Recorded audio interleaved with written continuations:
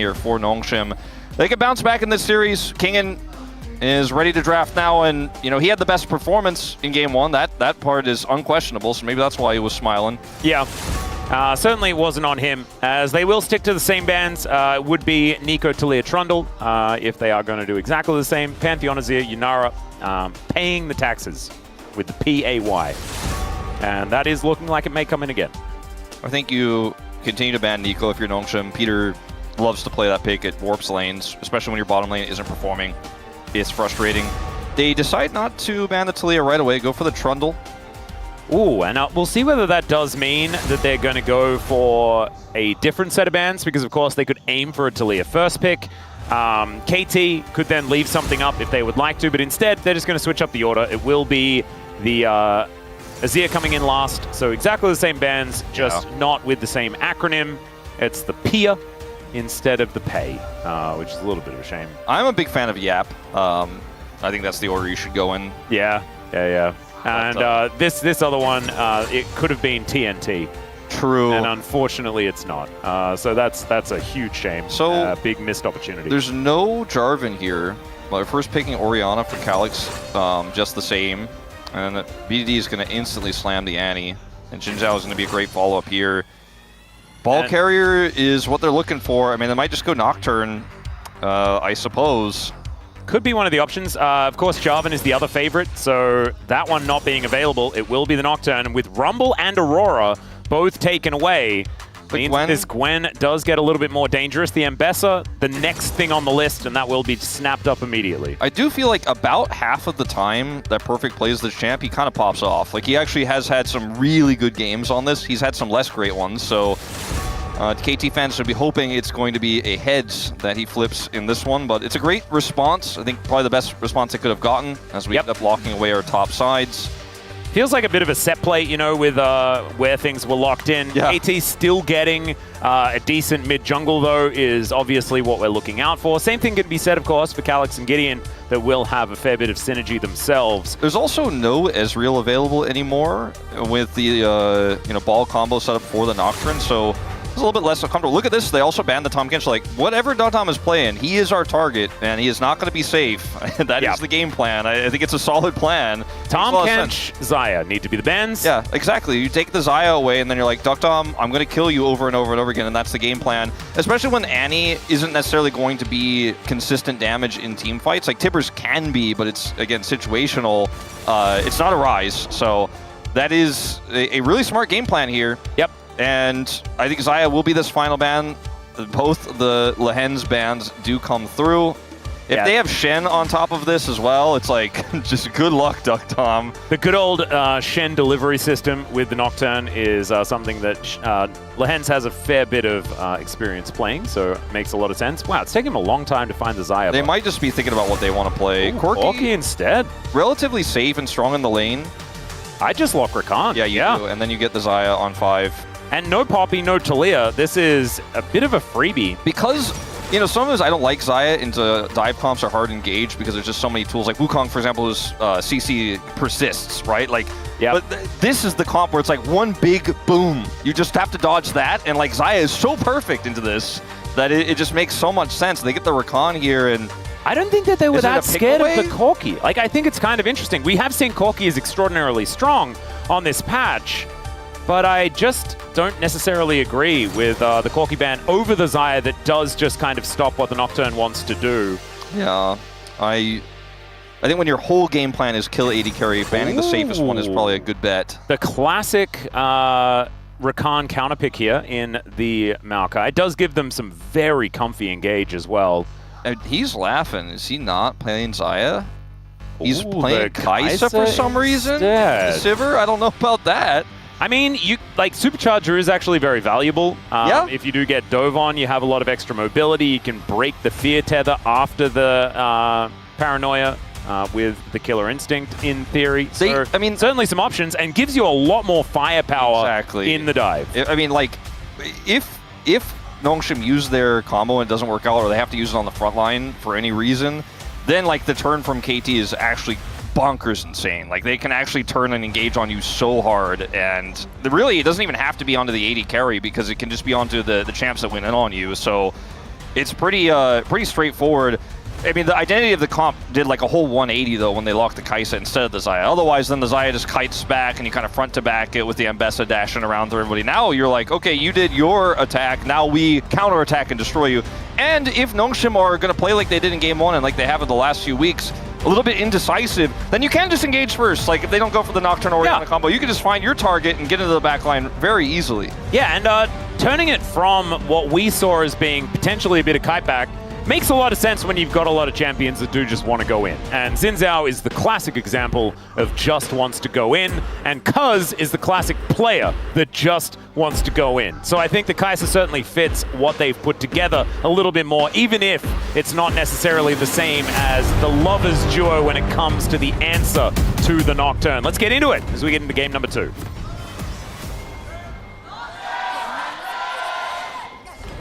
소환사의 협곡에 오신 것을 환영합니다. All right, here we are, ladies and gentlemen, onto the Rift for the second game of our first series of the final day, the regular season here. Round 5 about to conclude. Absolutely crazy. It is insane. Yeah, we've also saved the best till last because we have Bro playing in our final match. Yeah, and it is actually a match of the highest stakes. It is. We'll get into that later, but it's a banger, so don't miss it. There's stakes all over it as well. It's not even just one set of stakes. It's like you get multiple helpings. And it's not medium rare, it's actually just rare. Like it's a very rare. Oh yeah. Yeah. It's certainly the rarest. It's not common. 100%. So I look at this comp for Nongshim. The more I look at it, the more I'm like, man, it's just such a good comp because it has wave clear with Sivir in the mid lane to play through the Nocturne, to attack sides. You have an incredibly strong side lane in Gwen. If you get grubs in this game, there's like so much power. Like Game 1, I like Nongshim's comp. I think it has a great identity. It's very simple. So I think that maybe they could not pull off in Game 1. Maybe they will pull off in Game 2 here with this. There are survive. Yeah, there are some difficulties when it comes to the early stages of the game. Sure. I think that Nongshim's setup is, like you say, like pretty phenomenal. It's kind of hard to mess it up. You know what I mean? Like this comp is so simple in its execution, and that has kind of been how Nongshim have played this whole year. Like we've seen the Shen Gallios, we even saw Galio Camille from this team earlier this year. They just love to play comps like this where it's just easy, press R buttons on target, kill target, win game. And Lehens goes in and shows us that you can just kind of press your buttons in this stage of the game, and things are kind of all right as the wave, not something that KT have very much control over when it is Sivir versus Kai'Sa here towards the bottom side. So nicely played so far here for Nongshim, but KT will have an opportunity to take the majority of these minions by the looks of things, so not exactly end of the world or anything like that here on this bottom side of the map. And we'll just see whether KT's momentum is going to help them out, right? Because if this is a composition that they do need to get things done early with, then utilizing the confidence that they built up with the victory just prior will be certainly helpful. As VODs playing past the caster minions here, as Calyx is going to be respecting the Annie. Yep. And VODs even getting some auto attack harassed on. Very good laning here. This matchup, very volatile. Both champions, even with low health, can do crazy things because the dashes, the shield, the heals that King can get with stacked Q, sustainability. It's kind of insane. So, you know, both players playing it cautiously but perfect, getting a nice little edge here in those first few levels. I would not be surprised if we see a solo kill to come through later on when level 6 is reached for either side, just because it's, again, so volatile. Yeah, we'll see again whether or not Perfect can find himself some mad movie plays as well, like he was able to do on the Mbessa earlier on last week, having a pretty good time on this pick with his Great Escape as they took down T1. I think that is where we're sort of getting these better feelings about how KT have been playing, especially with the fact that our eyes were sort of glued to Perfect and to Dokdam for different portions of the year as well. And since they have been performing better, this team has certainly looked a bunch better. Certainly there was those calibration issues we were talking about in the previous game. They're going to, but not really end of the world. Not match the swap here, interestingly. Perfect is going to go back to the top lane. And so that means that potentially we could see a dive. The thing is, Nocturne early game, not really good at that. So I think the Ambessa is just going to feel totally safe up there to just weak side it out into the bottom duo of Nongshim. And on the other side of the map, we'll see what Duckdom and Peter can get done into this Gwen. As the reset does come through for Gideon. It's been otherwise a relatively quiet early game. And no shenanigans. Oh, a little shenanigans. Yeah, Kingen is just looking to try and hit Duckdom a bunch of times. Will successfully do that as he's standing his ground in the 2v1 pretty aggressively. Impressive to see. Yeah, we have seen a little bit more of top lane aggression in the 1v2s. Doran has been the best at this, I would say, but seeing top laners kind of fight back a little bit recently on picks like the Renekton and in this case Kingen on the Gwen. Yeah, you can see Perfect just happily cleaning things up underneath this turret. But Lehens and Ju looking for an opportunity. This is such a funny scenario where Perfect is like, I know you're in there, and Lehens is like, I'm in here. Whoa, we're just not going to watch as now we do come back. As Perfect looking to dash his way out, the sapling not going to annoy the Ambessa. And just taking about 50% of his health bar. Yeah. He knew they were in there, but, you know, get up on those minions. He also knows that there's also a Nocturne. Yeah, now that they get his health, like, he can't actually, without 6, stop this this dive. But he also didn't teleport, so he can theoretically go back by, you know, an item or two and then look for a bit more, as Gideon doesn't exactly get any joy. And they do spot the Nocturne, and so therefore it's Dragon time here for KT. And this does seem to be their plan on the red side. It was the same plan last time around. Keep your bottom lane in the bottom lane until you've taken the Drake, and then rotate up for the Grubs in 2 minutes time. They love to be the lane duo that forces the lane swap, which I think is why so many Corki bans have been drawn out towards Duckdom, because that's one of those matchups where, same with the Nico pick that Peter keeps getting his hands on, that teams are banning away from him now, because KT will just win lane, force a swap, then put Perfect on the 1v2 on the island. That's just why Perfect often dies, and we've seen so many games where Perfect goes like 0-3 because he's just constantly weak siding and being dove repeatedly, while KT are trying to get advantages with BDD and the bottom duo on the bottom side of the map. This is the same MO from KT again. We see it so often. Yep. And it's a smart MO. Like, it's if you're good at it and you can execute it well, and Perfect can absorb that pressure, which hasn't always been the case. Well, this is the thing. This was his biggest point of criticism, is that he didn't really know how to play weak side properly. Yeah. And that has been the biggest improvement to Perfect's play over the last couple of weeks. I mean, look at seeing that actually come through. Look at the difference in farm. What his Ambessa has been able to do in the 1v2 compared to Kingen. Just has not had a great time in this matchup where they didn't match the swap, and he has a significant lead as a result of that. Yeah. Well, Hens is going to be able to move up with you here as they do clear out this bottom wave. Bear goes down, and Calyx just has to deal with 50% of his health bar missing.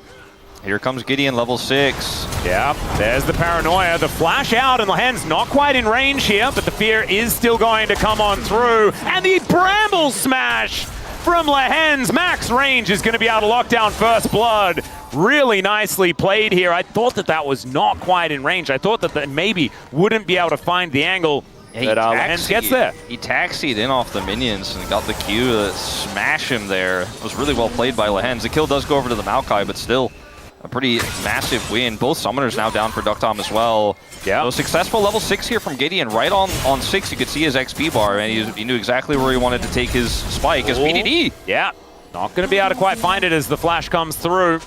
And so Calyx clears out the wave with the shockwave, flashes perfectly to avoid BDD. Looks pretty good. That was a very scary moment. Cuz despite being half health here, is just going to come over and start taking out these Grubs. Sub-half health, I should say, much less than half. Well, Gideon is a little bit alone and doesn't have ulti or anything like that. But Lehens is level 6. That is actually a big deal. Peter only level 5 as the nature is grasping. Looking for Cuz here, who does get snared up. Now Perfect on an angle here, but he's going lower and lower as Peter is dashing out of the fight. BDD pretty healthy, but I just don't know whether the Annie is going to be enough as Cuz gets into that backline and he just dies. Gideon going to follow suit as now Lehens being so frustrating. That Bramble Smash hitting 3 is gigantic. And the Boomerang Blade is just going to straight up miss. Still, the Grubs will go over to Nongshim, or at least the last one. KT securing 2 as Lehens moving in. BDD. That was just scary. Going to clear this one out. But that speeds of warfare going over to Nongshim. It's a big deal. Big win for them. And part of the reason why KT so hard forced there is they really didn't want the Grubs to go over this side lane and Gwen, which I think is very, very wise choice to try to deny, but the value on this Maokai just so insanely high for Lehens in that fight. And, I mean, something has to be said for KT not allowing Peter to hit that level 6 before things happen as Kingen going for some needlework here, trying to kite his Doctorm, but you can't really kite it out against this Paranoia. As another Fear Tether comes in. Great defense being played by Peter, though, as Cuz making his way down. Doesn't have the flash to get in range of this Wind Becomes Lightning. Let's see whether he can land it. There he goes. Another knock-up from Peter. Oh, man, we thought that Cuz had locked down that POM. Maybe it's Peter in the end. Pretty good play from him. Cuz super aggressive on that last Krobs fight. He's definitely trying to make sure those votes stay his, but... Yeah, it's not going to be Peter, but it is fun to talk about because he's playing good. So, like, here I was kind of worried about this engage from Nongshim because Nature's Grasp itself doesn't do that much damage. There isn't that much setup, but it's actually Gio in the longer fight who does a ton of damage here. And Calyx shows up, and now the fight is really, really split here on the side of KT. Cuz decides to go back in, but no one else can really follow up fast enough. And then the smash here is just insane. Lehens cuts them in half, and then Peter barely gets out. Not the best flash we've ever seen, but he does escape, does not get hit by the boomerang. Down here, in this fight, it's a really nice gank, but unfortunately for Nongshim, Peter plays this insanely well, and Cuz is nearby, so he can actually come down here and counter gank. So look at this from Peter, gets the double knock-up, protecting his AD carry, what a support. And first it was the quickness as well, so charmed them up so they couldn't actually get the damage down, and then catches Gideon here to make sure that Cuz could help lock down that kill as Peter is back again, but he's not going to be able to find too much more. As Lehens trying to clear out some minions. We've seen this before. This time he has ult, and Cuz is on the top side of the map. I don't know if they're actually going to be able to kill Perfect here. They're going to try. Yeah, they're going to give it a red hot crack. Let's see whether he can ult his way out. There is the spell shield. Very nicely done, but Perfect is not dead yet. One more auto will do. Never mind. It's not enough, and now Lehens taking so much damage here from Cuz.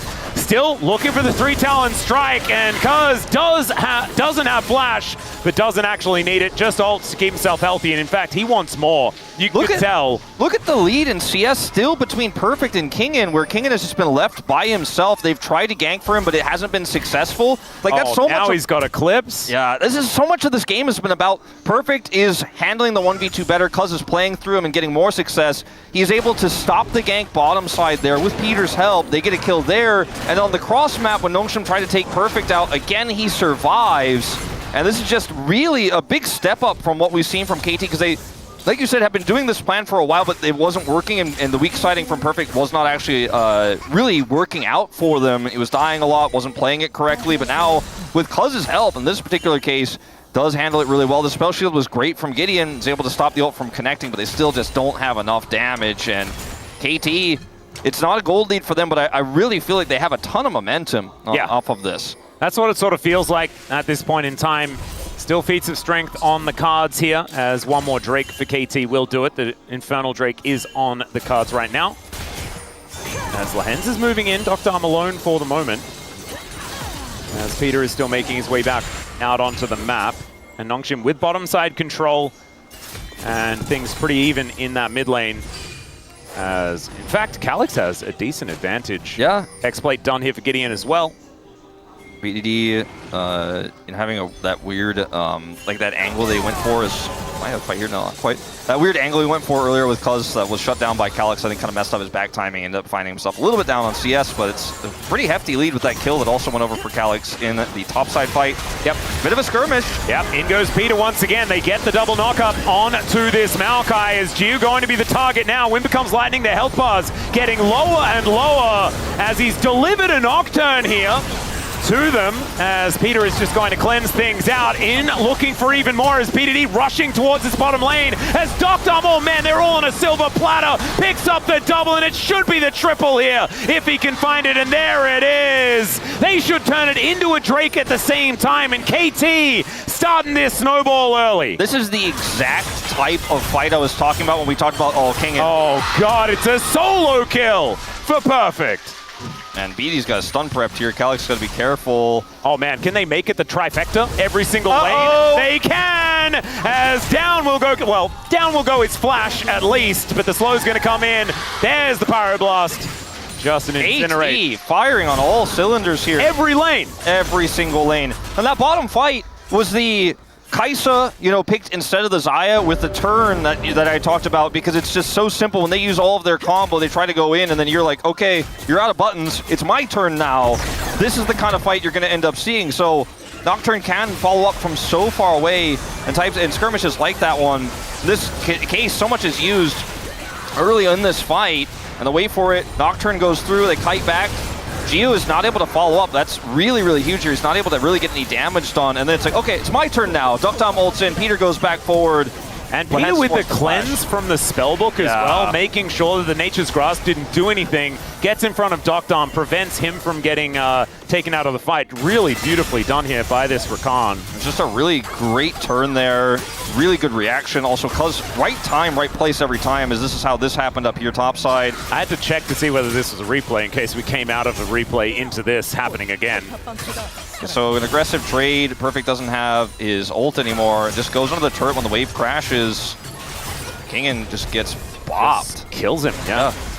And just super ahead. Yeah, might have also even been a case where he didn't need to flash. He just wanted to make sure that he was as safe as possible as another Paranoid comes in. The three-man Shockwave is beautiful this time, and they will be able to take down Cousin. There goes Duckdom. What an absolute slaughter here by Nongshim. And this is what the comp's supposed to do. I'm gonna need a little bit more information on how that one all went down, but it looks like Nongshim had Prio, had choke point control, and just press the combo. So there you go. If you see, there are no more R buttons left for Nongshim. So what happened was, KT walked up and the R buttons were pressed. Yeah, like this is what you can do with Prio here with Nongshim. Oh man, that choke point. Was gorgeous. Choke point control is so valuable with this comp, and KT just stuck around. Super greedy from KT. So in game one, a lot of moments like this, KT were like, I'm not gonna mess with that fight. This time they messed with it, and they found out, Atlas, that the Shockwave combo is very potent. And it's now all back to even once again. Yeah. As once more, it's also the Uzi Kai'Sa skin, so we're going to see Duckdom signing some dead turrets, which is pretty cool. Love to see it. Yep, there on the bottom side. That was. It's also a great way of tracking 80 carries local gold that they managed to pick up. If you're trying to work out where the gold lead's coming from, things like that. Very, very cool that they add that little bit of extra stuff to the whole Legends skin. The game here went from, it starts to look like KT have too many small advantages and they have tons of momentum, to the strength of Nongshim's comp is showcased in one instant, where I have Prio, I turn, choke point, you can't enter, you die. It's like so simple, this comp. We mentioned it, like Nongshim, you cannot mess this up, and they did not. When they had that huge angle, Gio is isolated. Yeah, well, he's just going to get quickness, popped up into the sky 16 times, and the Void Seeker will kill him.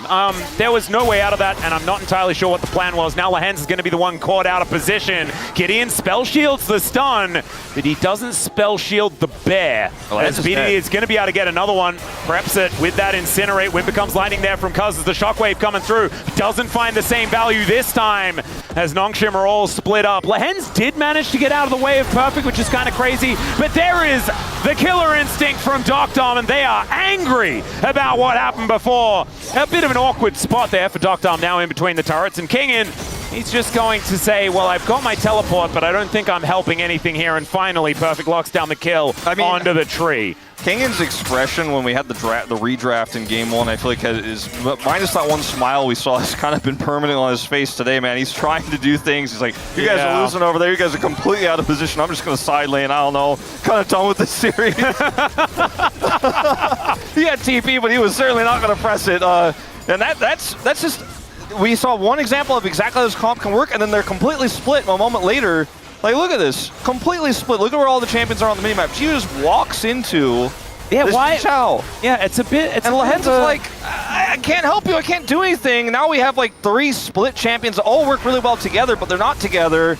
And so, like, Calyx actually plays this really well, gets the speed up. Like, Calyx is kind of insane, man. I'm watching this guy play, and I'm very impressed constantly. Look at the timing of the Shockwave. Then he's able to just barely get away from the knock-up there from Peter. Actually gets out initially.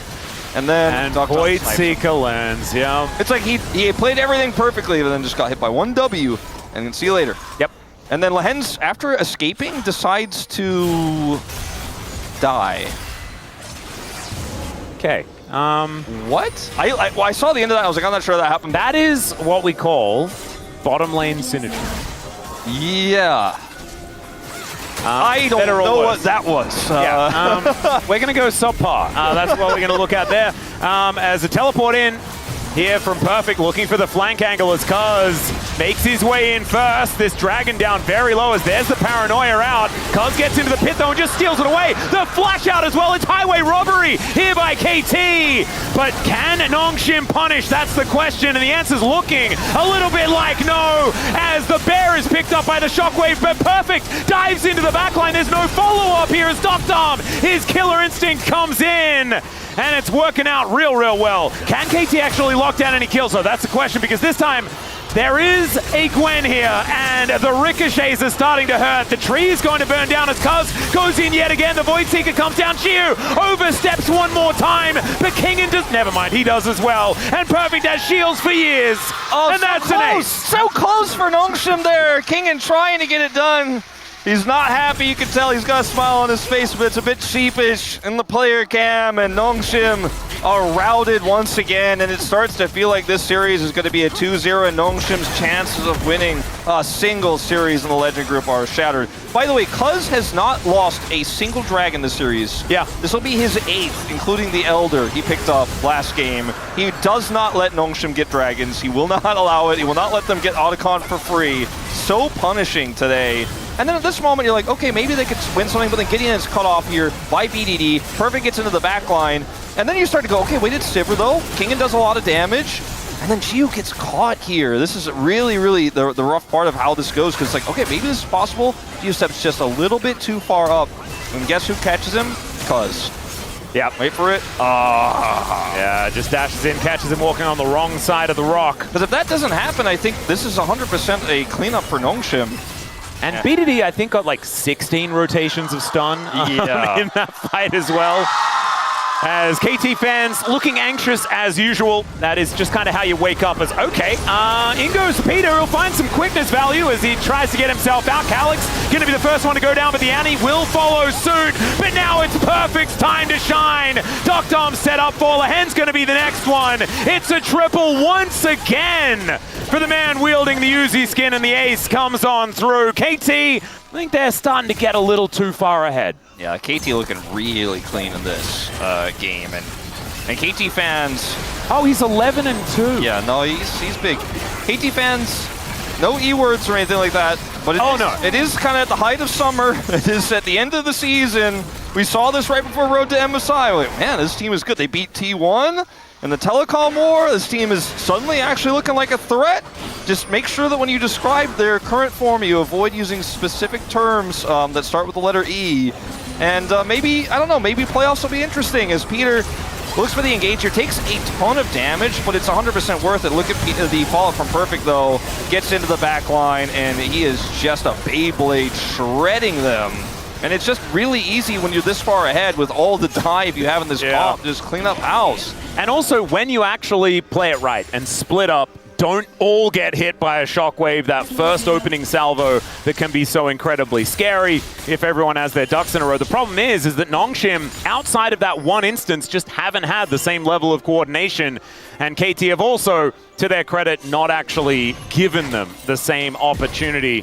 But yeah, we're having a look at that total gold number, the good old 3,000 gold lead here for the Kai'Sa is the big problematic part. Yeah, feeling pretty good about his build as well. Like, he has his Onyas. Oh, God. And these Void Seekers are upgraded, and it's just... They are really starting to hurt. As we can see, that even has a cheeky, fiendish codex. Peter just loves keeping his cleanse out as well in the spellbook so that Lehens can't do anything to him. It's just such a... It feels so practiced, what we're seeing from KT with this composition. Like, they're so clean with it. I kind of love it from Doctom as well, like skipping the Nash's Tooth, just to make sure that, like, even he's got a gigantic, like, he literally has a price on his head, right? Yeah, and so just also, like, you get some value out of the Zonias in terms of the armor as well. Like, it's just, it's just a great build. It's really smart. When you're this far ahead, like, you could actually literally build anything. And it's just so often that you will just go straight into the Nashes. Like, it is one of those builds where, like, second item Rage Blade, third item Nashes is, like, the thing. Unless you go in the AD build that we have seen some players go for as well. But if it is the AP variant, that is just, like, the order that has been pretty set in stone. So I do like that he's gone for this one. It's perfectly timed to evolve your W, and just a cool take on it, and it's very safe. Like, not that he needs it, but when you're ahead and you have more safety, you're just, like, insanely ahead. Oh, yeah. And honestly, it's barely it's barely even a thing that's really worth talking about because he is just so far ahead. Yeah, exactly. Like, he could have built like a Vajay's and we would have been like, oh wow, yeah, he built a Vajay's, it's great. All right, one more fight, Nongshim. One more combo. That's all you got. Your last chance to win a series in Legend Group. Yep, one more chance. And Gideon, he's gonna need to win this Smite fight, but the Gwen is dead already as Lahan's caught on the back end of the fight. Perfect will be able to lock him down, and he's got a Kai'Sa in his back pocket as well. As, yeah, Nongshim, they are not going to be contesting this one. So even if they do survive this team fight, as the Void Seeker is going to connect one more time? Can he get it? Magnetized? Can he get it? Another one will land, but this time it's spell shielded. I thought maybe he was going to thread the needle and snipe him, man. Jonas Strong really playing with our hearts here. I mean, after what happened to Calyx earlier too, man, Noctom just can't miss today. Noctom's trying to get palm. It's still going to be Cuz for me. I mean, it better be. This is going to be the big test, though, because Doctom having a fantastic performance here in this game number 2. It's a bit different if it's win-loss-win, because that game 1 feels like a millennium ago when you're voting for POM. But if Doctom does get it, then we are going to be asking some questions. He just evaporated. Yeah. And Gideon's trying to get on top of Doctom, but he has that Zhonya's. He doesn't have to ult, of course, and then just ults onto Lahen's. Crazy, crazy team fights here for KT with this far ahead. It just looks... Doctom is 3 levels ahead. Yeah. He's ahead of BDD.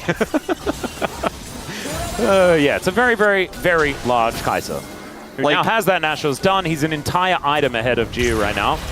As, all right, Paranoia is going to come on through as BDD just flashes over the wall into the waiting arms of Kingin. But a bear is going to be dropped on his head. The quickness holds them all in position. And of course, Doctom is ready to murder everyone. It should be a triple as he's going to flash over towards Calyx. But he makes it to the brush. Gio is now facing off against so many people. And he will just die as KT think that this is set up for a Baron. And honestly, who's going to fault him? Nah, it's a freebie.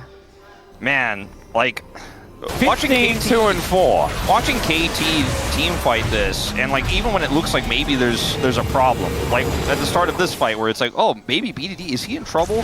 Gideon pre-spell shields as well because he expects the stun to come out right away. BDD holds it, flashes over the wall, drops Tibbers on Kingin so he can buy space. Then Doctom shows up. Kingin is just evaporated again. And then they're like, well, I guess we just engage and keep going through. Peter pops his ult. He's trying to get on top of them. Gio is then cut off from the rest of his team. There's no peel for him anymore. There's no front line, so he's just taken out. And they're like, all right, well, that's a Baron.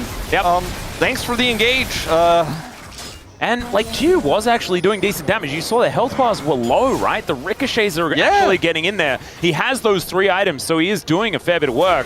Unfortunately, it's just not enough. I don't think the Sivir pick was for team fighting necessarily in this draft because they're hoping to win fights instantly with the combo, but the wave clear doesn't matter when you're this far behind. Nope. You're not playing through sides because your Gwen is 2 and 5. And yeah, it's unfortunately for Gio, he's not set up for success in this one.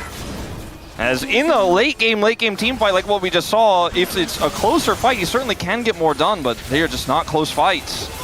Certainly not when Doctom's involved, as this guy is pretty gigantic. Still, Peter does need to be careful, as these Beyblades do hurt. Yeah, and there's the Baron here. This is the first inhib down. Top is prepped. They could just rotate over towards it. KT playing it safe.